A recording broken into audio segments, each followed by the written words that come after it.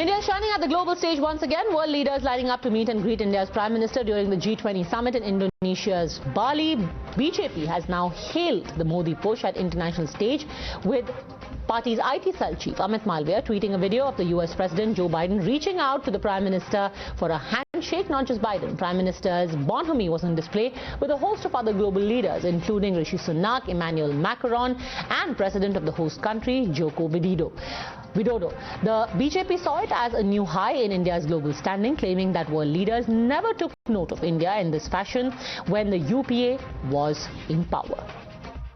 I don't think there is politics in it. These are plain facts. We cannot deny certain facts. Dr. Manmohan Singh was the Prime Minister, but he did not have the kind of political heft that Mr. Modi has. And I don't think it's about politics. It's plain facts, and we see it almost every day. We have these kind of engagements.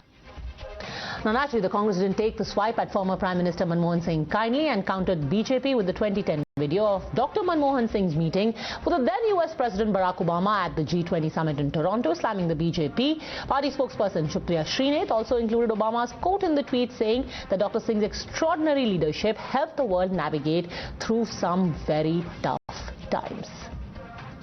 Well, every statement that comes from the BJP's media head is not to be taken seriously at all. As far as the Prime Minister is concerned, well, he's the Prime Minister of India. You've taken, you're heading the G20 at the moment. Respect given to the Prime Minister is respect given to India. हर सरकारों में G20 का सवाल हो, शिखर सम्मेलन का सवाल हो, देश के प्रधानमंत्री अन्य देशों के प्रधानमंत्री से बातचीत करते रहते हैं. इसके पहले देश के प्रधानमंत्री से नहीं मिले हैं क्या? मनमोहन सिंह से तो कई बार कई राष्ट्रों के प्रधानमंत्री राष्ट्राध्यक्षों से लगातार कान में बात करते हुए लोगों ने देखा है. You're watching the News Hour at 10, debate number 2 on Times Now, Super Prime Time. All right, joining us on the debate, national spokesperson of the BJP, Sanju Verma, former Secretary of India, Kamal Sibbal, Ghanshyam Tiwari, national spokesperson, Samajwadi Party, Ashutosh, political analyst, Lokesh Jindal, also political analyst. What do you make of the statement made today by the BJP, Mr. Ashutosh, where it was said that there was a time when Dr. Manmohan Singh returned from these summits and no one took note of India, to now when the Indian Prime Minister is sought out by world leaders, India has come a long way under Mr. Modi? Make Narendra Modi great, or don't have to belittle the Prime Minister, Mr. Manmohan Singh, the ex-Prime Minister, Mr. Manmohan Singh. I think that's a sad part of it. Because if Mr. Narendra Modi is praised today, if India is appreciated, it's because India has reached a position in world politics where no country can ignore India. And Mr. Narendra Modi representing India, he's being praised, that India is being praised. But to make Narendra Modi better than the rest, and to go back to Manmohan Singh and remind to the whole world that nothing used to happen, I just want to, Mr. Kamal Sibbal is here and he can vouch better than me that how the world leaders used to praise Mr. Manmohan Singh. I just want to show you a little report which Newsweek has done in 2013, when he said that among the leaders whom other leaders love, and in that list Manmohan Singh was the number one. Imagine, he was a leader who's even the other big leaders used to love. And Mr. Barack Obama on record has said that he has been a great leader, incorruptible, and somebody we had always looked up to. And he has gone to write in his own memoirs that he used to seek advice from him on the economic matters. Okay. Mr. Gordon Brown has written that he was not only a great leader of India, but about the world also. So my point is very simple. Whether it is Manmohan Singh or Narendra Modi, if the World Forum, they are praised, they are appreciated, we feel proud. Okay, Sanju Verma, why do you have to belittle Dr. Singh in order to make Mr. Modi seem good? Sanju Verma. You know, Padmaja, with no offense to Ashutosh, since he commented on a statement from Barack Obama's novel, let me also say that Barack Obama had something to say about Rahul Gandhi. He said Rahul Gandhi has this nervous, unformed quality about him and is not fit to be a politician. These are the ad verbatim words from Barack Obama's book.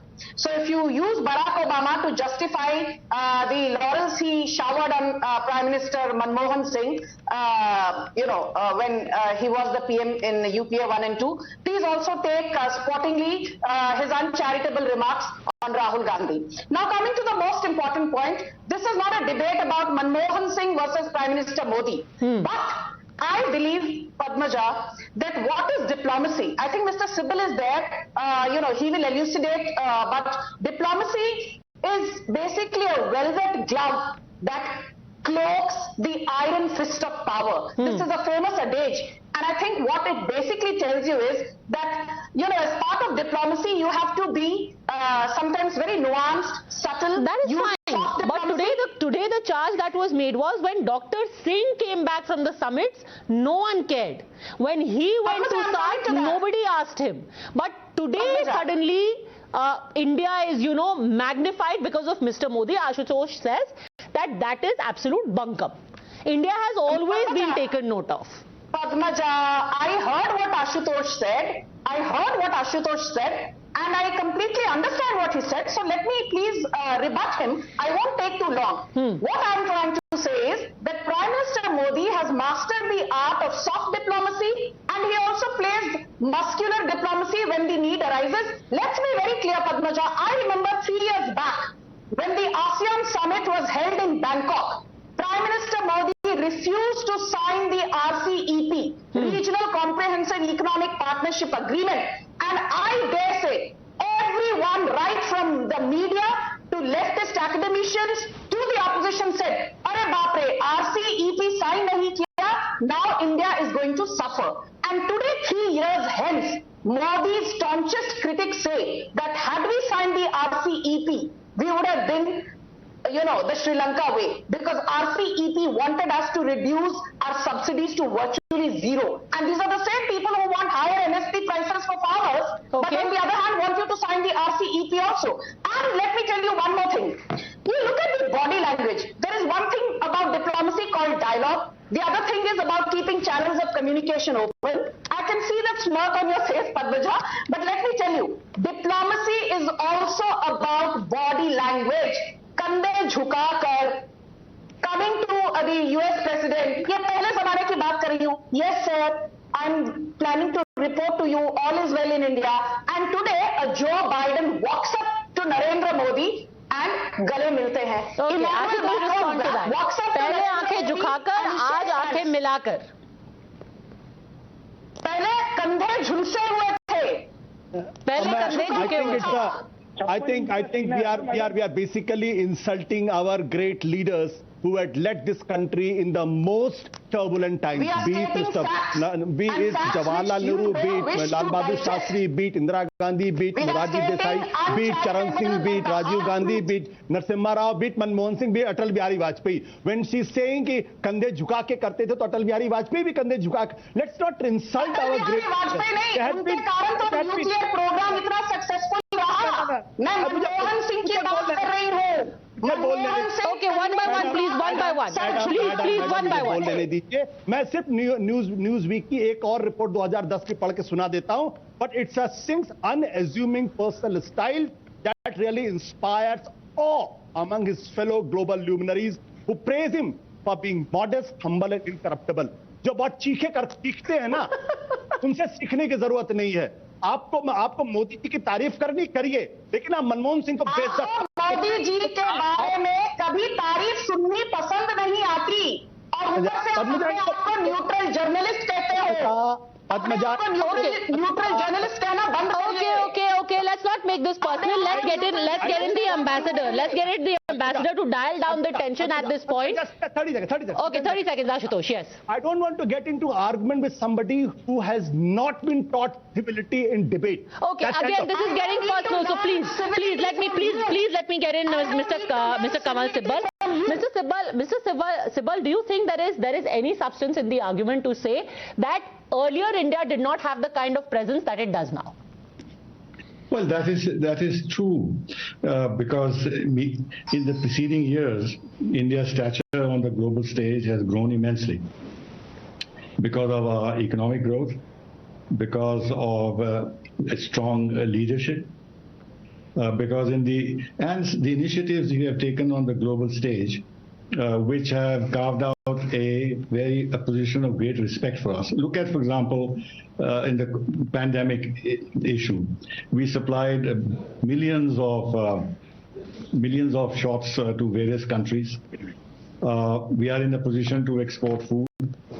We are going at a rate which is the highest in terms of the largest economies, according to the IMF and World Bank. In the area of digitalization, we made tremendous progress, and some of the things we have done are now being actually sought by developing countries to replicate in their own countries. So in many areas, climate change, for instance, we've taken the initiative to be seen as a leader in terms of dealing with the climate issue. Whereas in previous years, where our situation was a bit different and our approach was different, we were being looked upon as an obstructionist power. Now we are looked upon as a country which provides leadership.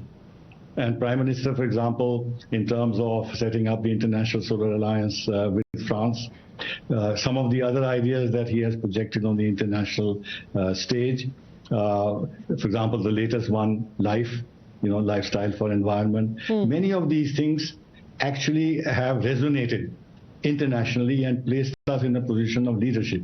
In terms of energy transition, we are doing very well. We are the only country which has met our targets, which were set out in the Paris Agreement. So in that sense, yes, our voice is heard, we are respected. But I think we should be a little careful not to politicize this too much, because our leaders at various stages of our development in the past had a certain amount of capital that they could play with. Now the capital has increased a great deal, and therefore Prime Minister Modi is able to utilize that capital very effectively. But I must also say that he gives the image of a very strong leadership. He makes his ideas have an impact on the global mind. He's respected.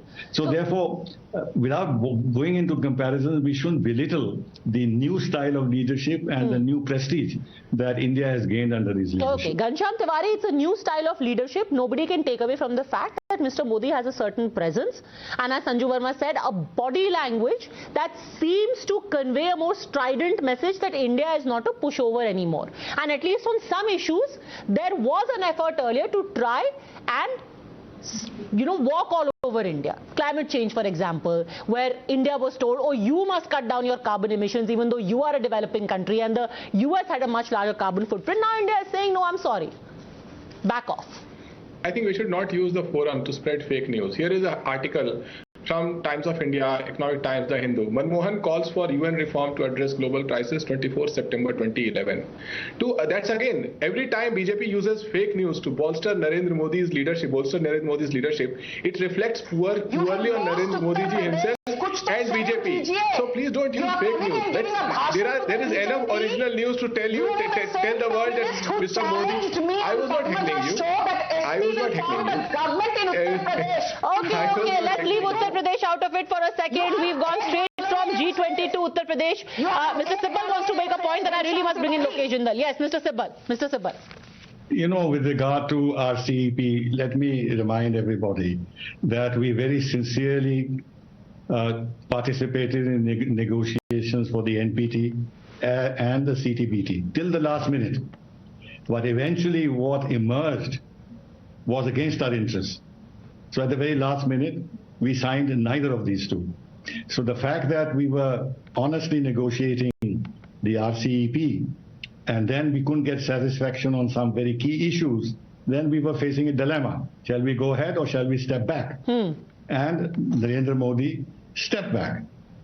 This was to protect our interests. So therefore, let's not use this RCEP to say that there was a failure of leadership. With regard to Xi Jinping, our relationship with Russia is very different. We are not at war with Russia. Russia has not massed 50,000 troops on our border. There is a war in Ukraine. It is affecting the developing countries. We want to speak for the global South. Therefore, the Prime Minister, in a general way, says that this is not an era of war, but this is equally directed to the West because they are fueling the conflict by constantly arming the Ukrainians, and they don't talk about the dialogue at all. Even today they are saying we are given so many billions of dollars of additional arms aid to Ukraine and all that. But with regard to China, we have stood up to China. Our forces are on the border.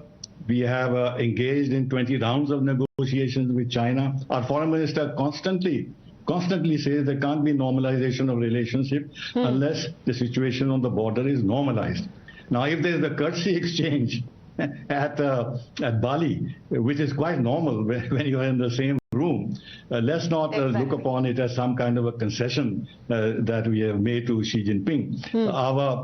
Our policy of not accepting normalization of ties unless China actually restores the status quo ante in some ways on the border is going to continue. And if China wants to talk to us, why should we refuse? China, let China take the initiative. If they take the initiative, this will mean that they are in a mood to move forward constructively, and then we'll see what can happen, but it is not for us to take the initiative. In fact, the China example is very apt, Lokesh Jindal, because always it's been said in Galwan, despite the aggression, China was forced to disengage after multiple rounds of talks, something that still hasn't happened after the colossal mistake of 62.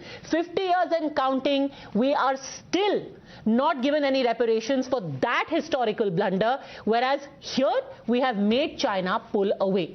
How's that for comparison between different styles of leadership? Lokesh Jindal.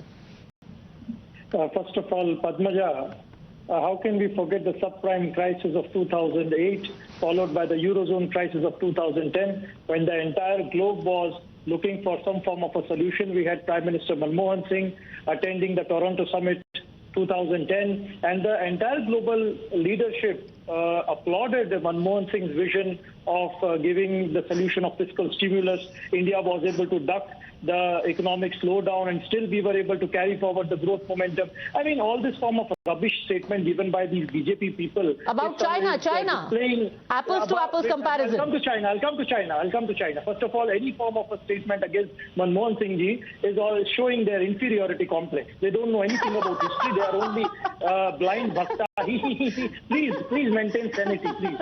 So when you're talking about such form of again we are going to go down into a very personal rabbit hole. So please stick to the point. Go on, Lokesh Jindal, please. Nothing personal. When we talk about when we talk about Prime Minister Narendra Modi, if he's talking about the Galwan crisis, why is it that the largest bilateral trade that we are having it is with China?